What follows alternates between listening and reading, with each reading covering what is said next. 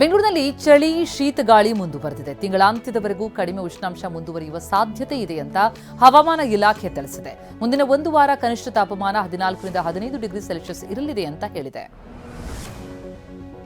ಬಿಸಿಲನಾಡು ಕಲಬುರಗಿಯಲ್ಲೂ ತಾಪಮಾನ ಕುಸಿತ ಆಗಿದೆ. ಕಳೆದ ಒಂದು ದಶಕದಲ್ಲೇ ಅತಿ ಕಡಿಮೆ ಉಷ್ಣಾಂಶ ದಾಖಲಾಗಿದೆ. ಕನಿಷ್ಠ ತಾಪಮಾನ 15ರಿಂದ 16 ಡಿಗ್ರಿ ಸೆಲ್ಸಿಯಸ್ಗೆ ಇಳಿಕೆಯಾಗಿದೆ.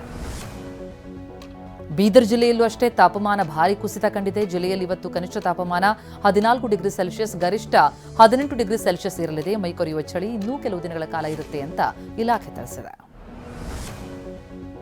ಇನ್ನು ವಿಜಯಪುರ ಜಿಲ್ಲೆಯ ಜನತೆಯಂತೂ ಮೈಕೊರೆಯುವ ಚಳಿಗೆ ತತ್ತರಿಸಿ ಹೋಗಿದ್ದಾರೆ. 20 ವರ್ಷಗಳಲ್ಲೇ 3ನೇ ಬಾರಿಗೆ ಕನಿಷ್ಠ ತಾಪಮಾನ ದಾಖಲಾಗಿರೋದು. ಮುಂಜಾನೆ ಸಂಜೆ ವಾಕಿಂಗ್ಗೆ ತೆರಳಬೇಡಿ ಅಂತ ಹಿರಿಯರಿಗೆ ವೈದ್ಯರು ಸಲಹೆ ಕೊಟ್ಟಿದ್ದಾರೆ.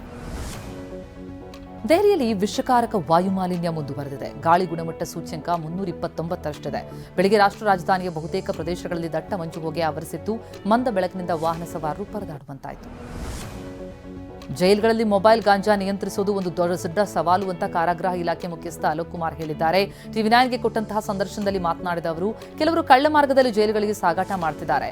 ಅಕ್ರಮ ಚಟುವಟಿಕೆ ಕಡಿವಾಣ ಹಾಕೋದಕ್ಕೆ ಪ್ರಯತ್ನ ಮಾಡ್ತೇವೆ ಎಂದರು.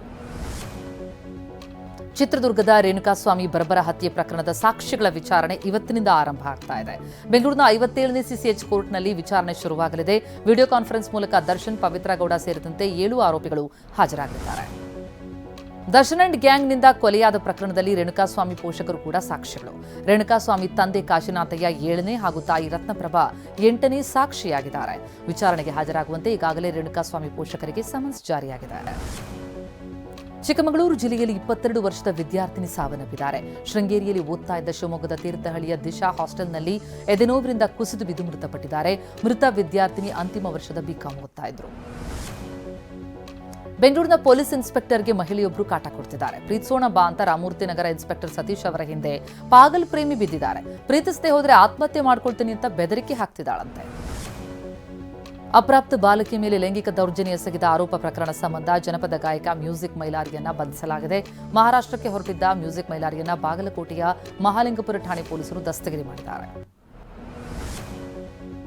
ಕೋಲಾರದ ಟಾಟಾ ಎಲೆಕ್ಟ್ರಾನಿಕ್ ಕಂಪನಿಯ ಉದ್ಯೋಗಿ ಕೊಲೆಯಾದ ಪ್ರಕರಣವನ್ನು ಭೇದಿಸುವಲ್ಲಿ ಪೊಲೀಸರು ಯಶಸ್ವಿಯಾಗಿದ್ದಾರೆ. ಸೈಯದ್ ವಸೀಂ, ಸೈಯದ್ ಸಮೀರ್ ಎಂಬುವರನ್ನ ಮುಂಬೈನಲ್ಲಿ ಬಂಧಿಸಲಾಗಿದೆ. ಸೆಪ್ಟೆಂಬರ್ 19ರಂದು ಮೊಬೈಲ್ಗಾಗಿ ಅರ್ನಬ್ ಮುನ್ನಾ ಎಂಬಾತನನ್ನು ಕೊಲೆ ಮಾಡಲಾಯಿತು.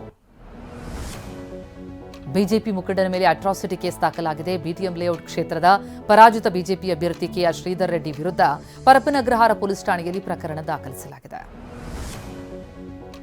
ಯಾದಗಿರಿಯಲ್ಲೂ ಬಿಸಿಯೂಟದ ಆಹಾರ ಧಾನ್ಯಗಳಲ್ಲಿ ಹುಳಗಳು ಪತ್ತೆಯಾಗಿದೆ.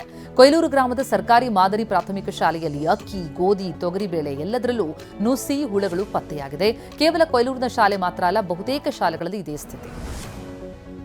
ಕೊಪ್ಪಳದ ಶಾಲೆಯ ಬಿಸಿಯೂಟದ ಆಹಾರ ಪದಾರ್ಥದಲ್ಲಿ ಹುಳುಗಳು ಪತ್ತೆಯಾದ ಬಗ್ಗೆ ಟಿವಿ9 ವಿಸ್ತೃತ ವರದಿ ಪ್ರಸಾರ ಮಾಡ್ತಾ ಇದ್ದಂತೆ ಅಧಿಕಾರಿಗಳು ಎಚ್ಚೆತ್ತುಕೊಂಡಿದ್ದಾರೆ. ಹುಳು ಪತ್ತೆಯಾದಂತಹ ಆಹಾರ ಪದಾರ್ಥಗಳನ್ನು ಪರೀಕ್ಷೆಗಾಗಿ ಲ್ಯಾಬ್ಗೆ ರವಾನಿಸಿದ್ದಾರೆ. ಶಿವಮೊಗ್ಗದ ಸಾಗರ ತಾಲೂಕನ್ನ ಜಿಲ್ಲಾ ಕೇಂದ್ರವನ್ನಾಗಿ ಘೋಷಣೆ ಮಾಡಬೇಕು ಅಂತ ಆಗ್ರಹಿಸಿ ಬಂದ್ ನಡೆಸಲಾಗ್ತಾ ಇದೆ. ಅಂಗಡಿ ಮುಂಗಟ್ಟು ಮುಚ್ಚಿದ ವರ್ತಕರು ಬಂದ್ಗೆ ಬೆಂಬಲ ವ್ಯಕ್ತಪಡಿಸಿದ್ದಾರೆ.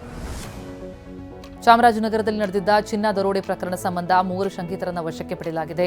ಗುಂಡ್ಲುಪೇಟೆ ಪೊಲೀಸರು 3ರನ್ನ ವಶಕ್ಕೆ ಪಡೆದು ಪ್ರಮುಖ ಆರೋಪಿಗಾಗಿ ಬಲೆ ಬೀಸಿದ್ದಾರೆ. ಬೆಂಗಳೂರು ದಕ್ಷಿಣ ಜಿಲ್ಲೆಯ ರಾಮನಗರದಲ್ಲಿ ಆನೆಗಳ ಕಾಟ ಹುಡುಗರ ಕಂಕಣ ಭಾಗ್ಯವನ್ನೇ ಕಸಿದುಕೊಳ್ತಾ ಇದೆಯಂತೆ. ನೆಲಮಲೆ ಗ್ರಾಮದ ಯುವಕರಿಗೆ 35 ವರ್ಷ ವಯಸ್ಸಾದರೂ ಹೆಣ್ಣು ಕೊಡ್ತಿಲ್ಲ. ಕಾಡಾನೆ ಹಾವಳಿ ಹೆಚ್ಚಿದೆ ಇಲ್ಲಿ ಅಂತ ಹುಡುಗರಿಗೆ ಹೊಡ್ತಾ ಇಲ್ಲ ಅಂತ ಯುವಕರು ಅಳಂದ್ರು.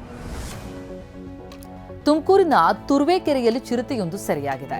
ಮಲ್ಲಾಘಟ್ಟ ಸಮೀಪದ ಯಡೇಹಳ್ಳಿ ಗ್ರಾಮದಲ್ಲಿ ಇಡಲಾಗಿದ್ದ ಬೋನಿಗೆ ಬಿದ್ದಿದೆ. ಯಡೇಹಳ್ಳಿ ಸೇರಿದಂತೆ ಕೆಲ ಗ್ರಾಮಗಳಲ್ಲಿ ಪ್ರತ್ಯಕ್ಷವಾಗ್ತಾ ಇದ್ದಂತಹ ಚಿರತೆ ಆತಂಕ ಸೃಷ್ಟಿ ಮಾಡಿತ್ತು. ಪ್ರಧಾನಿ ಮೋದಿ ಸದ್ಯ ಜಾರ್ಡನ್ ಪ್ರವಾಸದಲ್ಲಿದ್ದು ವಿಶ್ವದ ಗಮನ ಸೆಳೀತಾ ಇದೆ. ಜಾರ್ಡನ್ ಕ್ರೌನ್ ಪ್ರಿನ್ಸ್ ಅಲ್ ಹುಸೇನ್ ಖುದ್ದು ಕಾರ್ ಚಲಾಯಿಸುವ ಮೂಲಕ ಪ್ರಧಾನಿ ಮೋದಿಯನ್ನು ಬೀಳ್ಕೊಟ್ಟಿದ್ದಾರೆ. ವಿಮಾನ ನಿಲ್ದಾಣ ತನಕ ಬಂದು ಬೀಳ್ಕೊಟ್ಟಿದ್ದಾರೆ. ಭಾರತ ದಕ್ಷಿಣ ಆಫ್ರಿಕಾ ನಡುವಿನ 4ನೇ ಟಿ20 ಪಂದ್ಯ ಇವತ್ತು ನಡೆಯುತ್ತೆ. ಲಕ್ನೋನಲ್ಲಿ ಪಂದ್ಯ ನಡೆಯಲಿದ್ದು 5 ಪಂದ್ಯಗಳ ಸರಣಿಯಲ್ಲಿ 2-1 ಅಂತರದಲ್ಲಿ ಮುನ್ನಡೆ ಕಾಯ್ದುಕೊಂಡಿರುವ ಭಾರತ ಸರಣಿ ಗೆಲ್ಲುವ ವಿಶ್ವಾಸದಲ್ಲಿದೆ.